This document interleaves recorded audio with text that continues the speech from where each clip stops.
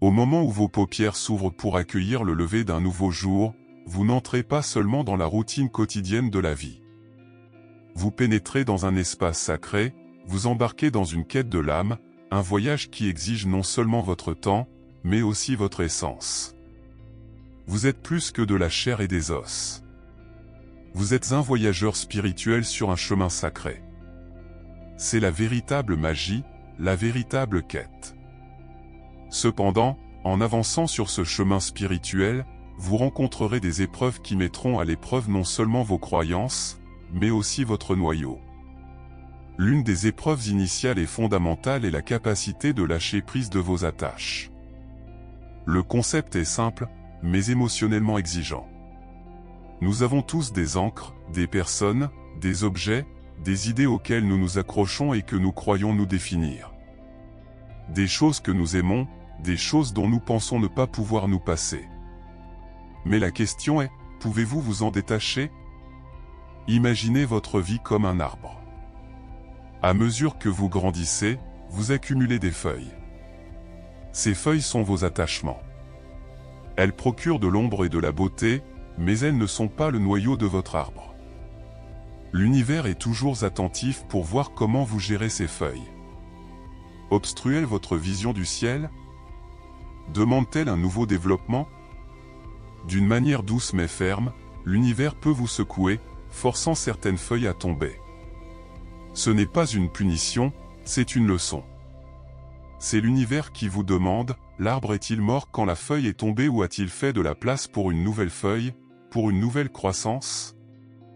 Diverses philosophies spirituelles, des enseignements bouddhistes sur le détachement à la pratique stoïcienne de la force émotionnelle, évoquent cette sagesse. Se détacher ne signifie pas cesser d'aimer ou de désirer. Cela signifie reconnaître que votre objectif ultime n'est pas lié à un état temporaire d'être. Votre quête finale est la sagesse, la paix, l'unité avec l'univers, qui transcende tout attachement singulier. Alors, où est votre cœur? Êtes-vous tellement consumé par l'amour d'une seule feuille que vous oubliez que vous êtes un arbre en constante croissance dans une vaste forêt? Ce test vous demande d'évaluer vos priorités.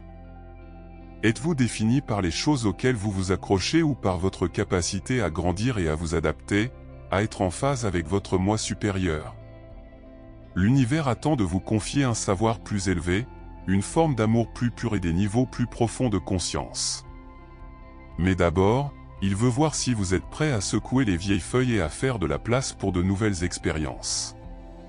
Vous êtes un arbre qui fait partie d'une forêt plus grande.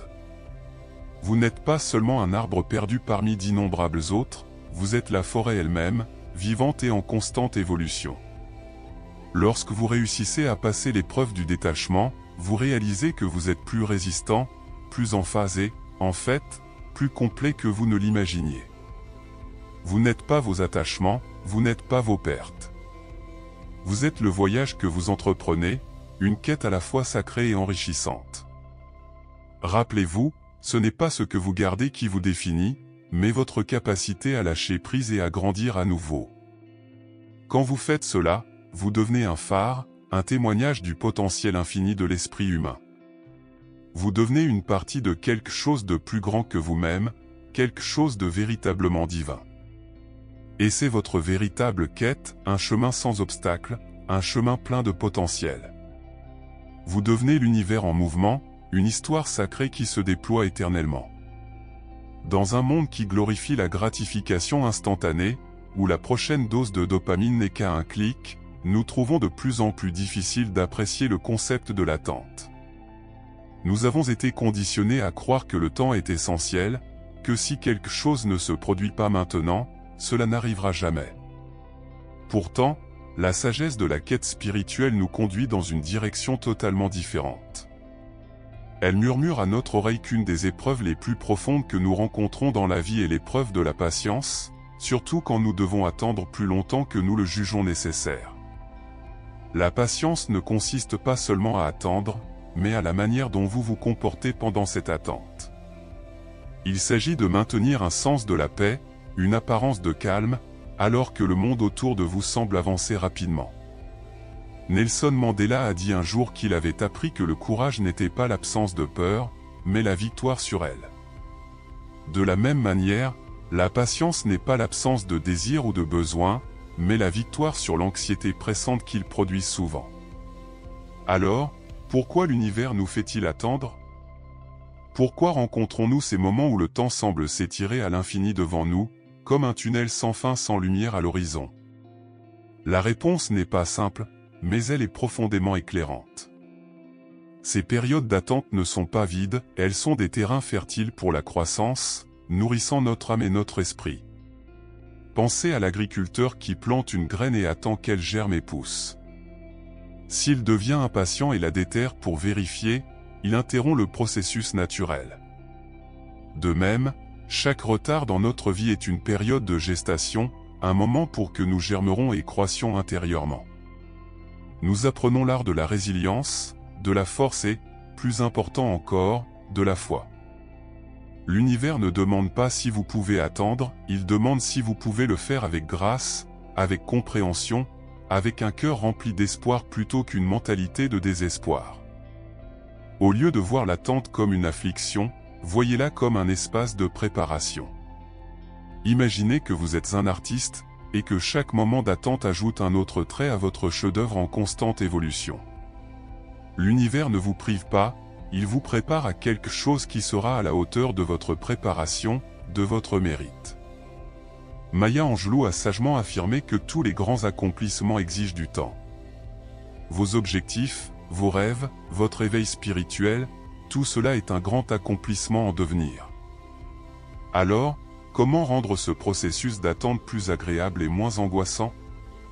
Nous devons apprendre à trouver le contentement dans le moment présent.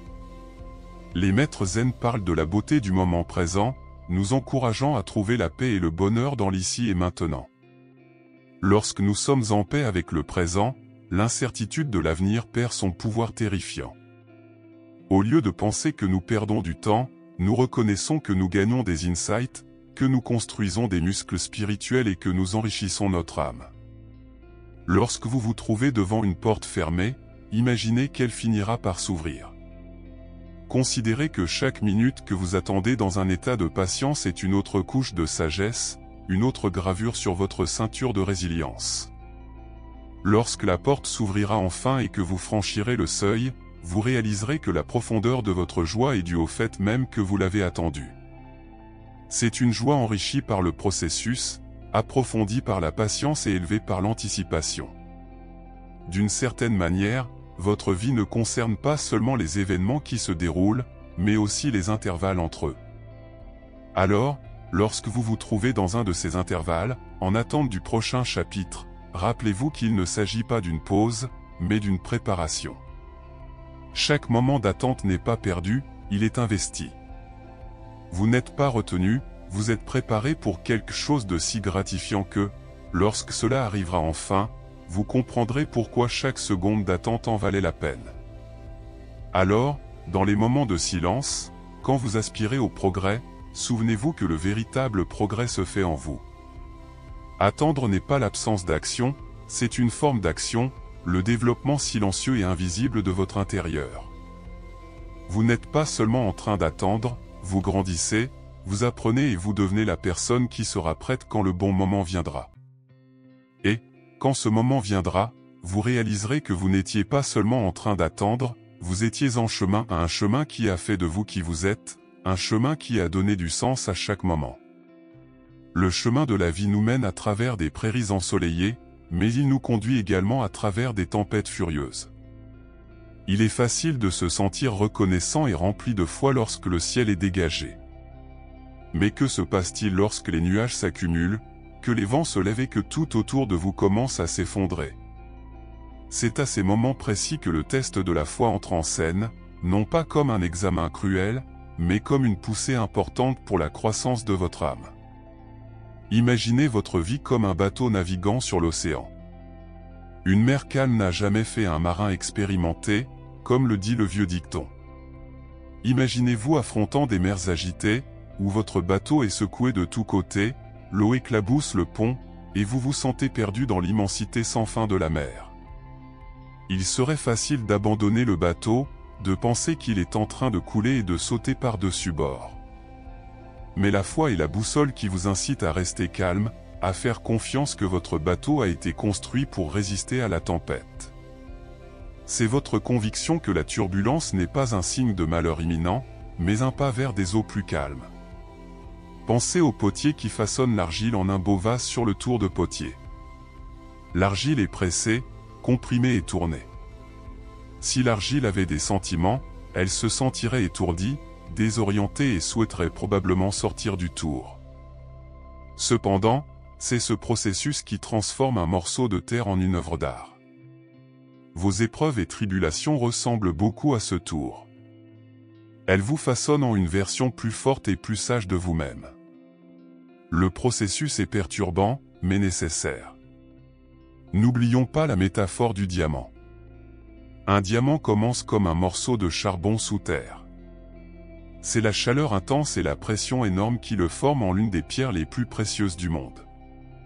Dans les profondeurs de vos luttes, lorsque vous avez l'impression d'être soumis aux conditions les plus dures de la vie, souvenez-vous que cela peut être votre transition du charbon au diamant. Vous n'êtes pas écrasé, vous êtes transformé. L'univers n'essaie pas de vous briser, il vous pousse à découvrir à quel point vous êtes vraiment incassable. Pensez également à la métamorphose d'une chenille en papillon.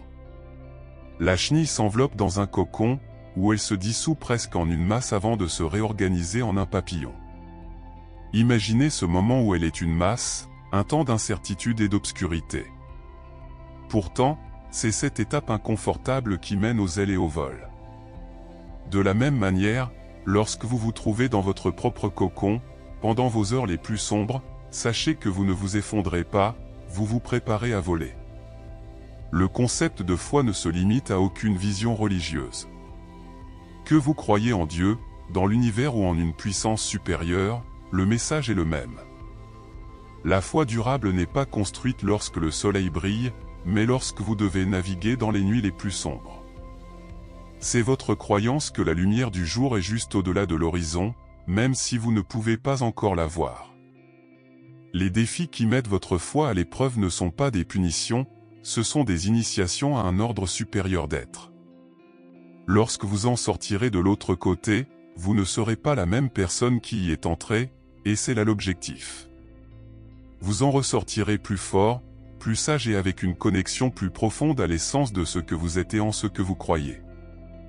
Alors, lorsque votre monde s'effondre, lorsque tout semble aller contre vous, ne perdez pas votre foi. Accrochez-vous à elle comme si c'était votre bouée de sauvetage au milieu de mers agitées. Vous ne faites pas que supporter des difficultés, vous accumulez les outils et la résistance nécessaires pour le reste de votre voyage. Il ne s'agit pas seulement de survivre à la tempête, mais d'apprendre à danser sous la pluie.